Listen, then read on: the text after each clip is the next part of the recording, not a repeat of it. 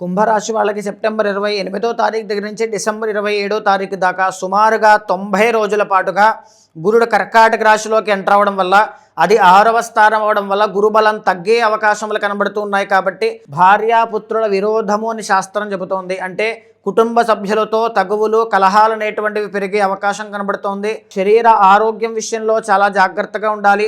కష్టములు అనేటువంటివి వచ్చే అవకాశాలు, పనుల్లో ఆటంకాలు పెరగడం, ఆర్థిక సమస్యల విషయంలో ఇబ్బంది పడడం, రుణబాధల విషయంలో జాగ్రత్తగా ఉండాలి.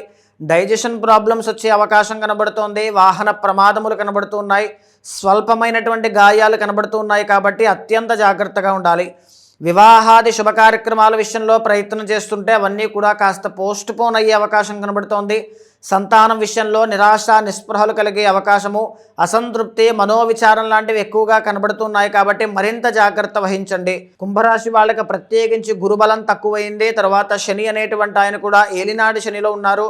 లగ్న రాహు అనేటువంటి ఆయన కూడా నడుస్తున్నారు. కాబట్టి నవగ్రహాల యొక్క శ్లోకాలు ప్రతినిత్యము పారాయణ చేయడం, నవధాన్యాలు దానంగా ఇవ్వడం, నవగ్రహాల చుట్టూ ప్రదక్షిణ చేయడం కానీ, శివుడికి ఏకాదశ రుద్రాభిషేకం చేయించడం కానీ, వెంకటేశ్వర స్వామి వారికి తులసి పత్రతో పూజించడం కానీ చేయండి.